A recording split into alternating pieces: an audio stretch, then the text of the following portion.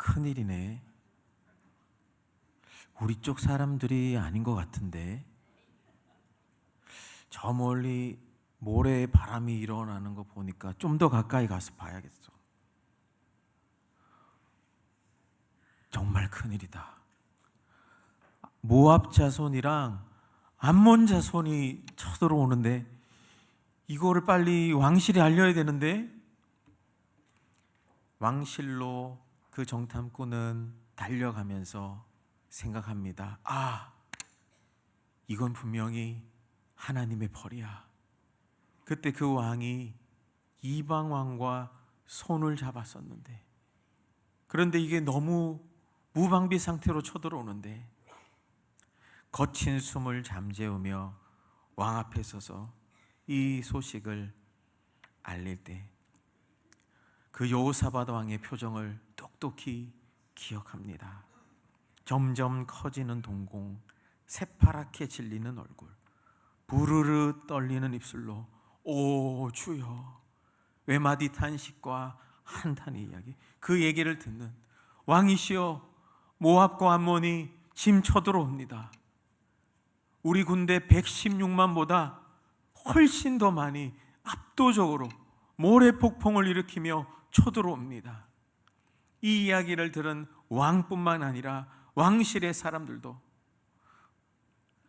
제가 원래는 여기서 비명을 질러야 되거든요. 근데 부끄러워서 못 지르겠어요.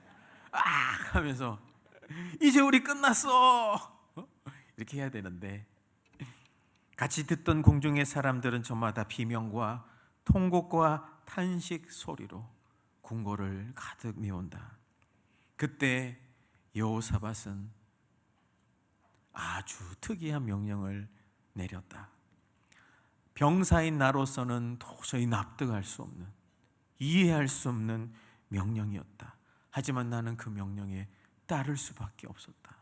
그 명령이 무엇이었냐 하면 coming soon. 네, 일부는 아무도 안 웃던데 여기는 한 10명 정도 웃어줘서 감사합니다. 오늘은 역대하 말씀을 통해서 우리 같이 말씀을 살펴볼 텐데, 역대하 말씀은 바벨론 포로에서 돌아와서 신앙이 무너지고 인생의 절망이 있던 그들에게 다시금 성전을 건축하고 신앙을 회복하기 위해서 그들이 어떻게 살아왔는지, 그들 가운데 하나님이 어떻게 역사하셨는지 그 전 히스토리를 쭉 하면서 왕들의 이야기를 하는 그 내용이 있습니다. 그 왕 중에서 특별히 오늘은 여호사밧 왕에 대한 이야기를 통해서 여러분, 전쟁 앞에서 주님 앞에 서는 자가 예배 잘하는 것이, 인생이 다 전쟁 아니겠습니까?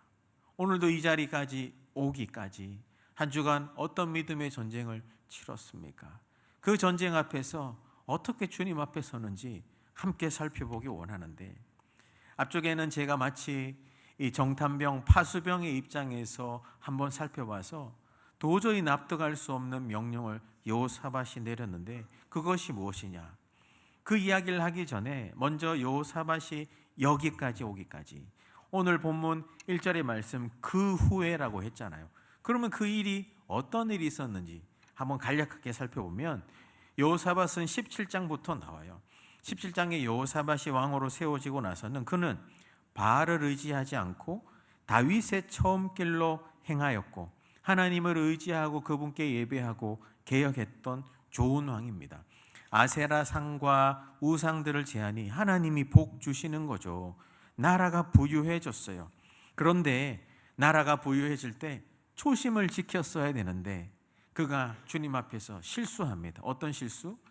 아합 왕이라는, 우상을 숭배하고 하나님을 무시하고 하나님을 없다 하면서 자기 마음에 원하는 그 아합 왕과 이 혼인 관계를 맺은 겁니다. 그 자손들과 아마 혼인 관계를 맺었을 텐데, 당시에는 정략 결혼일 수도 있습니다. 동맹일 수도 있는데, 근데 문제는 뭐냐 하면 이방 사람하고 결혼해서 단순히 나쁜 게 아니라 그 이방인들이 믿는 우상들이 들어오도록 우산길을 열어줬다라는 겁니다. 그러니까 유일신 여호와, 원 오브 댐이 아니라 온리 원, 하나님만을 섬겨야 되는데 우상을 숭배하게 되는 일이 비일비재하는 겁니다. 그것뿐만 아니라 이 사돈 관계인 아합 왕이 어느 날 와서 18장에 보면 길르앗 라못이라는 땅이 있는데 쳐들어가서 빼앗읍시다. 거절하지도 못하는 겁니다. 그러니까 여호사밧 왕이 그런데 혹시 선지자가 있으면 한번 물어나 보면 안 되겠습니까? 그나마 양심이 있었는지. 근데 그때 선지자들은 다 아합 왕의 측근이었기 때문에 다 아합 왕이 하는 일 다 좋습니다. 근데 또 마음이 찜찜했는지 혹시 또 다른 사람은 없습니까? 미가야라고 한 사람이 있는데 자꾸 나에 대해서 안 좋은 이야기만 하는데, 근데 그 미가야는 바른 말을 했거든요. 근데 그 미가야한테 물어보니까 왕이시여, 이 전쟁을 통해 하나님은 아합 왕을 심판하실 것입니다. 또 아합 왕이 또 마음에 듣기 힘든 얘기하니까 그 옆에 있는 사람, 모든 사람이 미가야 바른 말을 전했는데 뺨까지 맞고, 아합 왕은 그를 옥에 넣고 내가 평안히 반드시 돌아올 텐데 그때 너를 심판할 테니 그때까지 너는 고난의 떡과 물을 마시고 있어라 라고 이야기하면서 의기양양. 왜냐하면 아합 왕이 가진 군대가 엄청나게 많았거든요. 그래서 하는 수 없이 여호사밧 왕이 아합 왕과 함께 길랏 라못을 빼앗으러 가는데 아합 왕이 재밌는 제안을 합니다. 당신은 유다 왕이지만 이스라엘 왕 나의 갑옷을 입으면 안전할 겁니다. 나의 갑옷을 입으십시오. 그러니까 이스라엘 왕의 갑옷 옷을 입은 유다 왕인 거죠. 그럴싸한 거죠. 하지만 그 속에는 적들이 분명히 왕만 먼저 치러 올 거거든요. 왕이 끝나면 끝나는 거기 때문에 그런 의도가 있었던 거죠. 그래서 아합 왕은 또 아마 자기 나름대로 좋은 튼튼한 옷을 입었을 텐데 여호사밧 이스라엘 왕의 옷을 입은 유다 왕이 갑니다. 그런데 그때 당시에 길랏 라못은 아람 왕이 다스리고 있었거든요. 아람 왕이 자기 병사들에게 저 전쟁에 나가면 이스라엘 왕만 공격해라. 그를 끝나면 끝난다. 여기에서 기자가 뭐 어떻게 사람들을 뚫고 이런 이야기는 하나도 하지 않아요. 무슨 이야기냐? 하나님이 심판하고자 하면 반드시 심판하는 거예요. 어느 순간 눈 떠보니 아람 왕의 병사가 이스라엘 왕의 옷을 입은 여호사밧 왕 앞에 있는 겁니다. 이제 죽는 거예요. 이제 마지막 창을 찌르려고 할 때 여호사밧 왕이 그냥 소리를 질렀다고 나와 있어요. 두려워서 그랬는지 후회의 소리인지 모르겠지만, 그런데 그 하는 외마디 비명을 들은 병사들이 눈이 번쩍 뜨여져서 보니까 아합 왕이 아니거든요. 남유다의 여호사밧 왕인데 그래도 찔러 죽여도 되잖아요. 그런데 찌르지 않고 제 길로 돌아가요.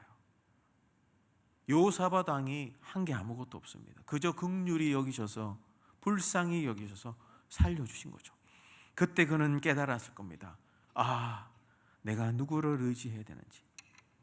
결국 그렇게 돌아가다가 아람 왕의 병사가 무심코 화살을 쏘았다고 이야기해요. 무심코 쏜 화살이 그냥 모르겠다 이렇게 쐈을 수도 있고 그냥 대충 겨냥하고 쐈을 수도 있는데, 무심코 쏜 화살이 더 두꺼운, 아니면 자기만의 갑옷을 입은, 이스라엘 왕의 갑옷이 아니라 자기만의 갑옷을 입은 아합 왕. 그때 갑옷은 금속과 금속이 있다면 이것을 입기 위해서 천을 맬 수 있었거든요. 이 갑옷 솔기, 이 사이에 무심코 쏜 화살이 박히는 거죠. 하나님이 심판하고자 하는 자는 주님이 심판하십니다. 그 아합 왕이 뭐라고 얘기했습니까? 바른 말 전했던 미가야한테 내가 돌아올 때까지 고난과 떡의 물을 먹고 마시고 있어라. 자기가 활살에 치명상을 당하자 궁으로 돌아가서 빨리 치료해야 되는데, 근데 사방에 우겨쌈을 당하여 갈 수 없는 겁니다. 마치 미가야에게 했던 그 저주처럼 자기가 둘러싸여서 고난과 저주의 시간 속에 결국 죽게 됩니다. 그래서 다시 여호사밧 왕은 죽다가 살아났잖아요. 그 장면을 다 봤지 않습니까? 다시 돌아와서 여호사밧 와서 이제 정신을 차린 거죠. 정신을 차려서 19장에 보면 참된 신앙으로 유다를 개혁합니다. 유다 성읍마다 재판관을 세워서 정의와 공의롭게 재판하게 하고 백성들에게 하나님이 어떤 분이신지 두려워하게 만들며, 또 레위 사람들, 제사장들을 보내서 예배하게 한 거죠. 사람들을 돌아보게 한 거죠. 요즘 말로 하면 교구 목사님도 훌륭한 목사님 잘 보내가지고 그들로 하여금 교구를 잘 돌보고 신방하게 한 겁니다. 그렇게 나라와 민족들을 세워가고 있는데 오늘 본문으로 와서 그 후에 계속 좋은 일만 있으면 좋겠는데 그 후에 어떤 일이 벌어집니까? 모압 자손과 암몬 자손들이 마흔 사람들과 함께 여호사밧을 치고자 달려오는 거죠. 모래 폭풍을 일으키면서 달려옵니다. 그래서 그 파수병이 그것을 보고 2절에 어떤 사람이 와서 여호사밧이 전합니다. 왕이시여, 모압과 암몬과 마흔 사람들이 쳐들어옵니다. 어떡합니까? 궁중 안에 난리가 납니다. 비명을 지르고 이제 여호사밧 왕도 큰일이다 라고 하면서 2절에 그 병사들이 곧 하사 손다말 곧 엔게디에 있습니다. 엔게디는 다울이 사울 왕을 피하여 숨었던 동굴이거든요. 이미 유다 땅에 있다라는 거예요. 이미 코앞에까지 왔다라는 거예요. 이미 코앞에까지. 3절에 여호사밧이 두려워 떱니다. 벌벌벌 떱니다. 그런데 이 두려움에 벌벌벌 떠는 것으로 그치지 않고, 여러분 보통 두려우면 어떻게 합니까? 도망가거나 피하겠죠. 그런데 여호사밧이 어떻게 했나요? 두려워하자마자 여호와께로 낯을 향하여, 밑줄 그어 놓으셔도 됩니다. 두려워하자마자 여호와께로 낯을 향하여 간구하면서, 근데 자기 혼자만 여호와께 낯을 향하여 간구하면 되는데 이상한 명령을 내려요. 뭡니까? 온 유다 백성들을 다 불러 모으십시오. 온 유다 백성들을 다 불러 모아 금식 기도회를 하겠습니다. 아니 지금 저기 군사 분계선에 이미 적들이 쳐들어왔는데 도망가야 되지 않겠습니까? 라는 말이 마음에 넘쳐났겠지만 다 불러 모아서 금식 기도를 합니다. 이해할 수 없는 명령을 내리는 거죠. 그러자 4절에 유다 사람들이 그들도 그 마음이 있었는지 여호와께 도우심을 구하여 유다 성읍들로 모아서 여호와께 간구합니다. 여러분 여기서 나누고 싶은 첫 번째는 뭐냐 하면 어떤 상황, 어떤 두려움에도 하나님 앞에 서는 사람이 예배 잘하는 겁니다. 두려움 속에서 하나님 앞에 서는 사람이 예배 잘해요. 여러분 두려움이 있으면 사람은 다 보통 도망가고 싶습니다. 피하고 싶어요. 짐 싸서 피난 가고 싶은데 두려워하자 여호와께로 낯을 향합니다. 하나님의 얼굴을 구해요. 하나님께 나왔다는 겁니다. 그러면서 또 백성들을 다 불러 모아 금식기도 하겠다고. 본문에서 두려워하다는 단순히 무서움이 아니라 존재 전체를 압도하는 극심한 두려움인데, 이 두려움에서 도망치지 않고 두려울 때에 여호와께 피하는 것. 여러분 두려움이 하나님께 나아가는 길이 된 것입니다. 이 두려움 때문에 내가 절망하지 않고 피난치지 않고 도망가지 않고 오히려 가장 유일한 피난처 대신 도피성 대신 여호와께 나아가는 예배의 문이 된 것입니다. 2차 세계대전 때 런던 대공습 때 처칠이 대피소의 사람들을, 영국 사람들을 다 불러 모아놓고 이런 이야기를 했다고 합니다. 지금 우리는 폭탄 때문에, 총알 때문에 어떻게 될지 모르겠지만 우리는 지금 이 시간에 가장 중요한 것을 하겠습니다. 다 같이 무릎 꿇고 기도합시다. 총알과 폭탄을 막는 것은 사람의 힘이 아니라 하나님을 의지하는 무릎인 줄 믿습니다. 두려움은 우리들을 무너뜨리지만 두려움 속에서 주님 앞에 설 때에 주님은 두려움 속에서 주 앞에 서는 자를 다시 일으켜 주시는 하나님인 줄 믿으시길 바랍니다. 리처드 범브런트라는 목사님이 계셨는데 이분이 1948년에 루마니아가 공산화될 때 공산당에게 체포됐습니다. 약 10년 이상 감옥에서 고통을 당했습니다. 목사님이다 보니까 감옥에서 무엇하겠습니까? 성경 읽는 거죠. 불빛도 없이 깜깜한 밤에서 눈이 적응해 성경을 읽는데, 성경을 읽으면 좋아야 되는데 성경 읽으면 어떤 말이 듭니까? 내가 너를 사랑한다, 내가 너를 구원한다. 그런데 내 상황은 감옥에 갇혀 있는데 억울하게 막 의심이 들고 마음에 한탄이 되고 막 절망이 있었대요. 그러던 중에도 그분이 그런 전쟁 같은 감옥에서 마음을 정하고 다시 말씀을 읽어보자. 이 불안과 공포, 언제 죽을지 모르는. 왜 최근에도 우리 한국 동포들이 미국에서 잡혔을 때 제일 무서운 게 두려운 게 뭡니까 물었을 때 내일 어떻게 될지 몰라서, 언제 풀려날지 모르는 그런 극심한 공포와 두려움 속에서 마찬가지로 이 목사님도 다시금 성경을 읽기 시작했대요. 그러면서 눈에 들어왔던 구절이 두려워하지 말라. 그거를 줄치기 시작했대요. 성경을 처음부터 끝까지 읽어가면서 두려워하지 말라. 원문의 해석과 번역마다 다를 수도 있겠지만 그 목사님이 찾아보면서 두려워하지 말라가 성경에 365번 쓰여져 있는 것을 발견하고, 1년이 365일이니 매일마다 두려워하지 말라고 말씀하시는구나. 그렇게 1년, 2년, 10년의 감옥 생활을 믿음으로 잘 버티고 이겨내어 나중에는 나와서 그 하나님을 전하며 또 다른 두려워하는 사람들에게 하나님 앞에 인도하는, 그렇게 쓰임받은 목사님입니다. 사랑하는 여러분, 무엇이 여러분을 두렵게 하십니까? 그 두려움 때문에 도망치지 말고 주님께 도망치시길 축복합니다. 두려움 때문에 주님 앞에 서야 합니다. 내 힘으로 감당할 수 없으니까. 내 힘으로 감당할 수 없으니까. 두려워하지 말라. 내가 너를 지명하여 불렀나니 너는 내 것이라. 내가 너를 구속하였다고 말하지 않습니까? 오늘 우리를 두렵게 하는 것이 어떤 것이 있습니까? 진로와 미래에 대한 두려움, 건강진단서에 대한 두려움, 경제적인 압박들. 여러분, 어떤 것이라도 두려워할 수 있습니다. 하지만 두려울 때 하나님 앞에 서시길 축복합니다. 그 하나님이 우리에게 한 줄기 빛을 주시고 그 빛을 따라갈 때 그 두려움에서도 건져주시고 살려주시는 주님의 선한 역사 일으키실 줄 믿고 주님 앞에서는 모든 주님의 성실의 예배자 되길 주님의 이름으로 축복합니다. 그런가 하면 이제 5절에 보면 여호사밧이 사람들을 다 불러 모았잖아요. 여호와의 전 셋들, 당시 솔로몬의 성전이 제사장의 뜰과 큰 뜰이 있었는데 아마 여호사밧 때 개혁하면서 새로 건축했을 것이라고 많은 학자들이, 주석가들이 이야기합니다.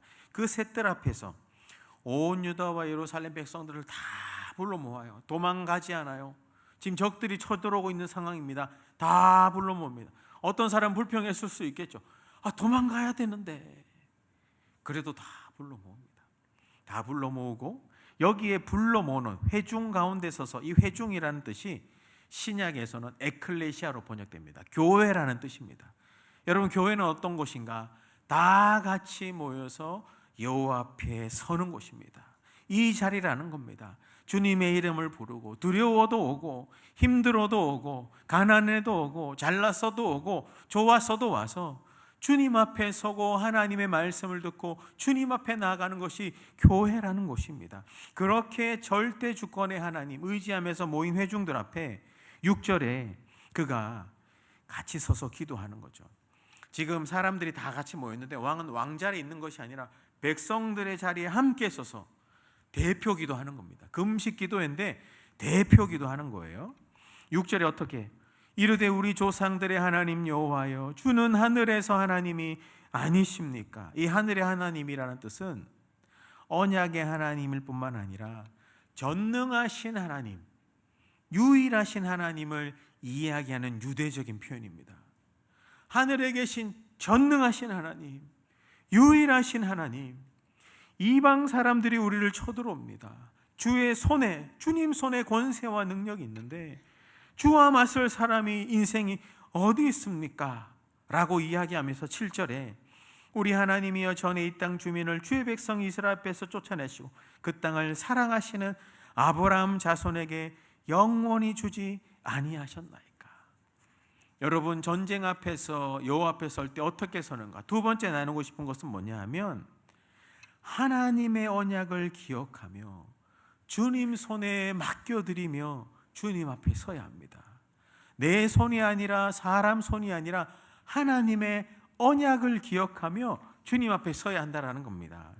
7절에 사실 이 말씀은 아브라함에게 약속하신 그 언약을 다시금 가져와 이야기하는 거예요. 창세기 13장, 15장, 17장에 보면 하나님께서 아브라함에게 내 자손이 별과 같이 그리고 내 믿음을 보니 이 땅을 너에게 주리라. 하나님 사랑하는 아브라함 자손에게 준 땅 아닙니까? 여기에 사랑하시다는 것이 무조건적으로 사랑하다는 뜻입니다. 하나님이 우리를 사랑하는 데는 조건이 있지 않습니다. 유일한 조건은 예수 그리스도를 믿는 것입니다. 우리의 공로가 아니라, 우리의 자랑이 아니라, 우리의 전통이 아니라, 우리의 어떠함이 아니라 오직 하나님의 절대 주권, 그 하나님의 전적인 선택 때문에 무조건적으로 우리를 사랑해 주시는 겁니다. 옆에 편에 한번 이야기할까요? 무조건으로 사랑한대요. 그러면 무조건으로 이야기해야 되겠죠. 우린 예배하는데 때로는 조건이 너무 많지 않아요? 이거 들어주시면 다시 돌아와서 그렇게 하나님이 아브라함에게 주시는 약속을 떠올리면서 기도하는 겁니다. 여러분, 기도, 능력 있는 기도, 응답받는 기도 중에 약속 붙들고 하는 기도가 있거든요. 여러분, 약속을 붙잡아야 돼요. 그러면서 8절에 여기는 주의 이름을 위한 성소 아닙니까? 이 땅은 하나님의 영광과 임재를 위한 땅 아닙니까?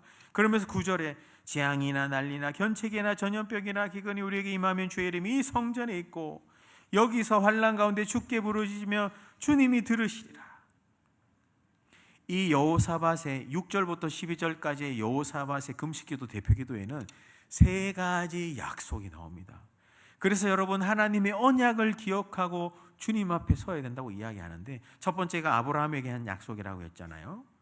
이 9절의 이 말씀은 두 번째 약속인데 뭐냐? 열왕기상 8장에 솔로몬이 성전을 다 건축하고 성전 봉헌식에서 하나님께 기도합니다.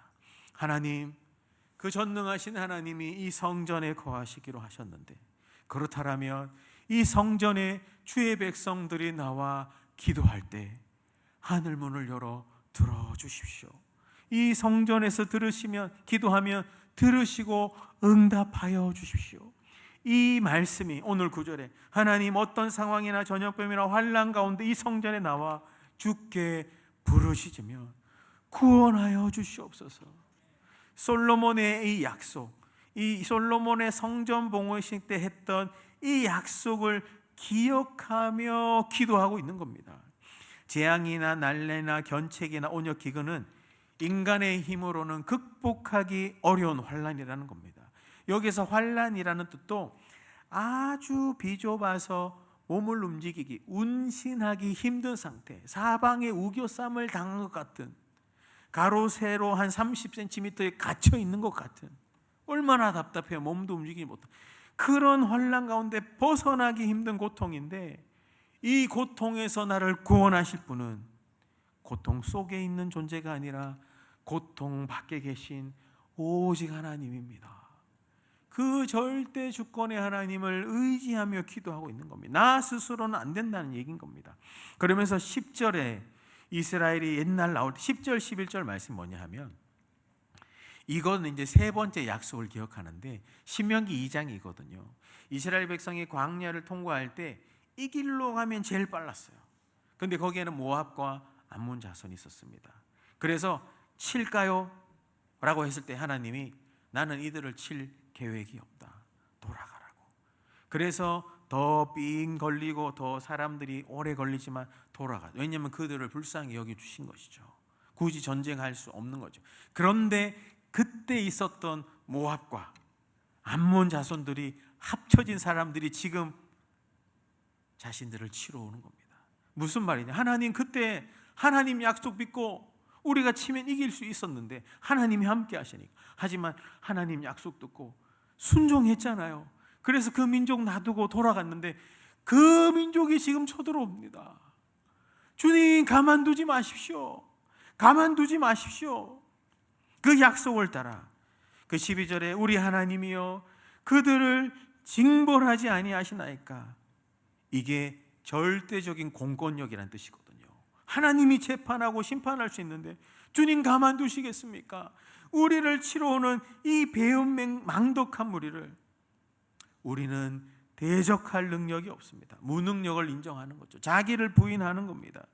116만이 있었더라도 그보다 더 많은 군대가 쳐들어오자 도망치지 않고 모여서 금식 기도하면서 여호와를 구하면서 두려움 속에서 주님 앞에 나아가서 어떻게 하나님의 약속을 기억하며 주님 앞에 서고 있는 거죠. 그러면서 멋진 말을 하죠. 12절 마지막에 어떻게 할 줄도 나는 알지 못하지만 오직 주만 바라보나이다. 여기도 줄 쳐놓고 별표 한번 쳐놓으십시오. 이 말은 어떤 말이냐? 원문적으로 보면 우리의 눈이 주님만 바라봅니다. 내 시선이 여호와께만 있습니다. 우리를 엄습해오는 인생에 많은 문제들이 있습니까? 그것을 바라보면 낙담하게 됩니다. 두려워하게 돼요. 겁납니다. 하지만 그 상황 위에 하나님의 약속을 기억하며 내 시선을 주님께 고정하는 자, 하나님은 그런 자를 긍휼히 여기사 그 고통 속에서 능히 건져 주십니다. 이것이 우리의 하나님이에요. 우리의 눈이 당신께만 있습니다. 하나님 중심적이 도망가야 되는데 도망가도 시간이 부족한데 주님께 나아간다고요. 그래서 전쟁 앞에서 주님 앞에 서는 자가 예배자. 어떻게? 두 번째가 하나님의 약속을 기억하고, 하나님의 약속을 기억하고. 여러분, 예배자는 자기의 힘을 자랑하는 사람이 아닙니다. 자기의 무능을 인정하고 하나님의 전능을 붙드는 사람입니다. 출애굽할 때도 그랬잖아요. 너희는 가만히 서서 오늘 너희를 위하여 행하시는 하나님의 구원을 보라. 가만히 서서 하나님께서 행하시는 구원을 보라. 우리가 할 수 있는 것은 주님 앞에 서는 것밖에 없습니다. 다윗이 골리앗 앞에 나갈 때 어떻게 했습니까? 만군의 주 여호와 이름을 모독하는 너, 나는 칼과 창과 단창으로 나가지 않고 오직 만군의 주 여호와의 이름으로 나아간다. 전쟁은 누구에게 속했다고요? 여호와께. 전쟁 앞에서 하나님의 약속을 기억하며 주님 앞에 설 때에 우리 손에 있는 이 두려움들은 하나님 손에 맡겨지는 줄 믿으시길 바랍니다.